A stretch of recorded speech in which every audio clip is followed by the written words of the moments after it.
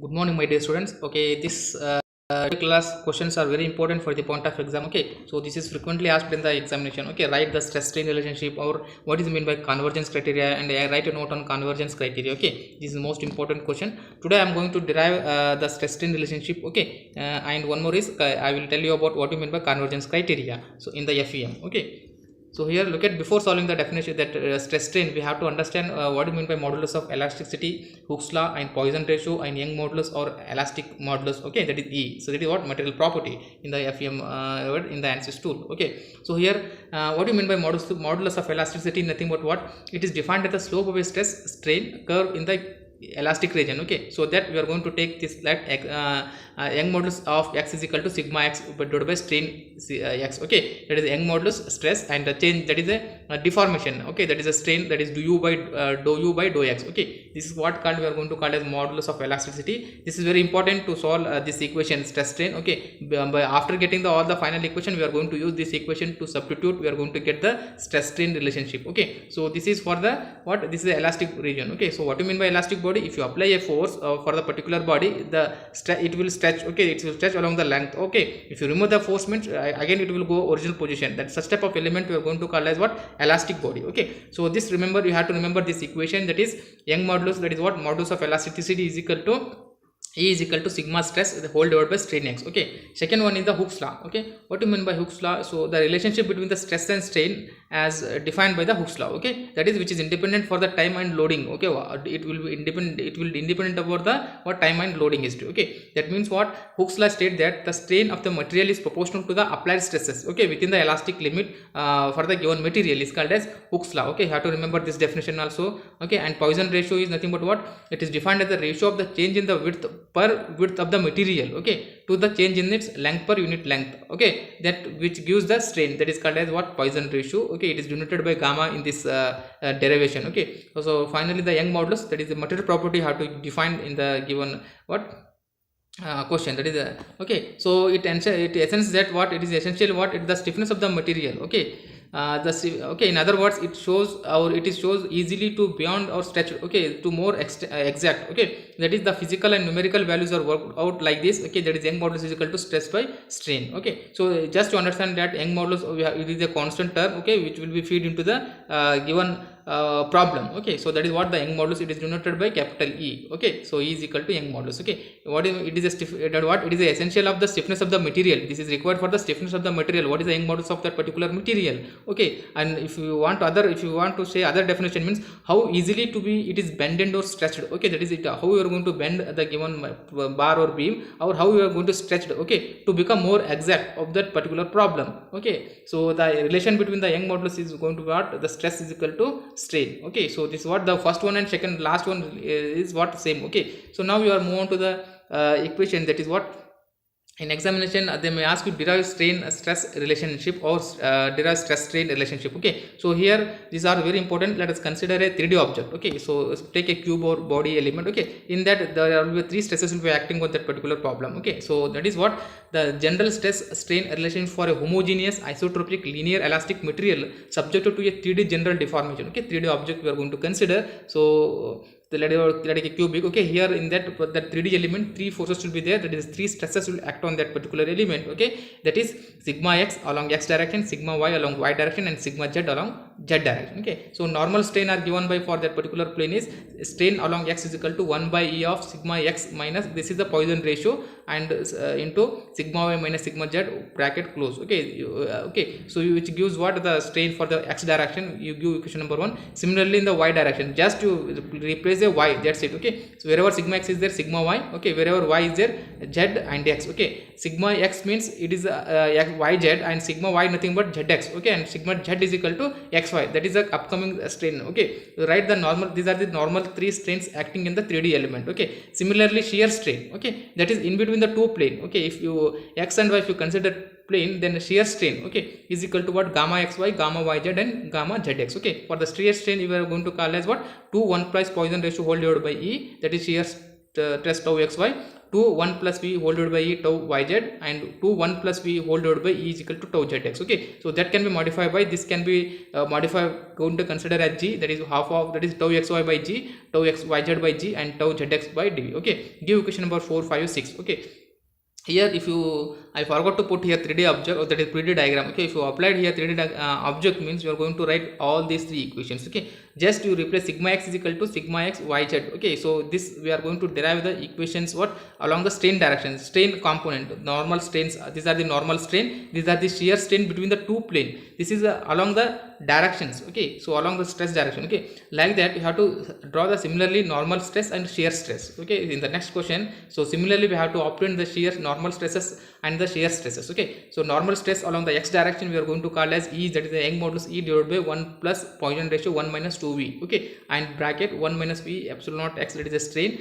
plus Poisson ratio epsilon naught y plus epsilon naught z, which is equal to what, give equation number 7. Similarly, this is the stress acting on the x direction, similarly in the y direction and z direction. Okay, similarly, okay, this is the stress acting on the x direction, y direction, z direction. Okay, you have to write these equation just. Okay, so this is the left hand side is same. Okay, only just you replace here. Okay, wherever x is there, yz nothing but zx, the upcoming yz again zx, again zx means again yz. Okay, yx. Okay, like that you have to write, you have to remember this. Okay, so that is which gives the equation, which give a name as 7 8 9. Okay, so next one is the shear stresses. Okay, shear stress between the two planes is given by what, tau xy is equal to, that is Young modulus, that is material property, which is divided by 2 1 plus mu gamma xy, which is equal to g into gamma xy, just where this is the factor we are going to call as g. So g is equal to gamma xy. Gamma xy nothing but what, the shear strain between the two planes, x plane and y plane, that is what the name of this xy. Okay, and shear stress what, xz is equal to same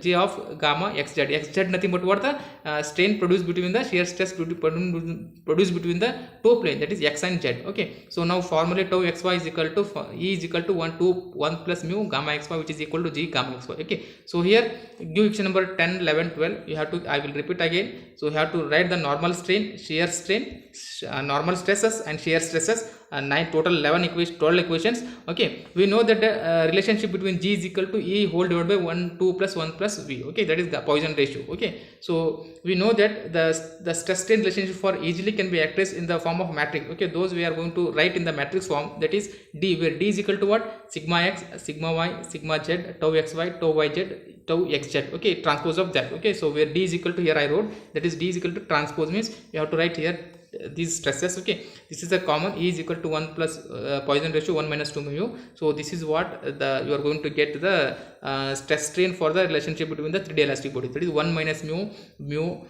that is what, Poisson ratio 0 comma 0 0. Okay, so again Poisson ratio 1 minus mu v 0 0. Okay, v 1 v, that is what, Poisson ratio 1 minus v 0 0 0. Okay, like that it is a symmetric. Okay, so look at here, this is a symmetric matrix, so the center is little bit different. Okay, so where d is equal to this what, sigma x sigma y sigma z tau xy y dash. Okay, how we got this matrix, we have to write these equation in the matrix form. Okay, so matrix, that is equation number what, these equation number 1 2 3 4 5 6. Okay, 7 8 9 10 11 12, you have to write in the matrix form, you are going to get this. Okay, that is E is equal to 1 plus mu 1 minus 2 mu. Okay, so this is the relationship between the stress strain relationship component. Okay, so here we have to draw, actually you have to draw the 3D elastic body here, then we have to analyze, then you are going to get these equations. Okay, so this is the most important question, just you have to remember here, x means x yz opposite. Okay, upcoming stresses you have to write here. Okay, so this is about the stress strain relationship for plane stress and plane strain problem. Okay, so coming to the convergence criteria. Okay, so convergence criteria is nothing but what, in the given finite element method, we are going first, what is the first step, what is okay, so question they may ask you like this, write a note on convergence criteria. Okay, so convergence criteria or requirement, nothing but normally we are going to get what in the FEM method. So in any acceptable numerical formulation, okay, the numerical solution must converge or must tend to the exact solution of the given problem. Okay, we want, actually everyone we want what, the exact solution. Okay, since the finite element method is a numerical technique, okay, we obtain the sequence of approximate solution as the element size is reduced to a little bit lesser. Okay, that is successfully. Okay, this sequence of approximate solution will converge to the exact solution. Okay, if What is the condition? If the interpolation model satisfies the following convergence criteria. Okay, that means what? In the finite element method, we are going to divide the small element. Okay, so what, since it is a FEM is nothing but what, it is a numerical method, but we are not getting the exact solution. Okay, if you want to make it exact solution, you have to adapt some condition, that is interpolation model. Okay, that convergence should satisfy means we are going to call as convergence requirement. Okay, so that is what convergence requirement. So these are the three conditions you should satisfy that. Okay, that is, first one is the displacement model must be continuous within the element. Okay, displacement is vary with the element. Okay, for such type of problem, you are going to assume this requirement is satisfied by using the polynomial type of displacement model within the element, that is inherently continuous, that is u of x is equal to a0 plus a1x plus a2x square plus up to last element. Okay, so this is for 2D element. If this is generalized equation, 2D means you have to write here only, 3D means one more quantity you have to write. Okay, so next one is the displacement model must include the rigid body displacement of the element. Okay, so this is also very important here. This condition state that there should exist combination values of the generalized coordinate that what cause all the points on the element to express the same displacement. Okay, so all the element what you are divided should contain what, should contain the rigid body displacement of an element. Okay, this condition should satisfy. For example, if you let us consider in the polynomial type of the displacement model, that is the constant term a0 provided for a rigid displacement, hence the rigid body condition is always satisfied by the term of the polynomial displacement function. Okay, this is one example for this condition. Okay, so this means what, suppose if you are considering the body or a beam or a bar element for the 2D element, in that a0 is a constant term, okay, which is provided by the rigid displacement. Okay, rigid condition, because of rigid condition is always satisfied the term of the remaining polynomial function. Okay, that should condition is satisfied, that means what, the second condition. And the third one is the displacement model must include the constant strain state of the element. Okay, in that strain will be present. Okay, that means it means the element becomes infinitely very small element, strain should be constant in the element. Okay, and so the displacement function should include term of representing constant strain state, that is this condition is satisfied by taking the second order element of a displacement model, that is a1, for in the case of linear terms, which by doing the integration method. Okay, that is which linear term which on the differentiation gives the constant strain term, we have to calculate the strain. Okay, suppose if all the three conditions are satisfied for the given problem, means we are going to call as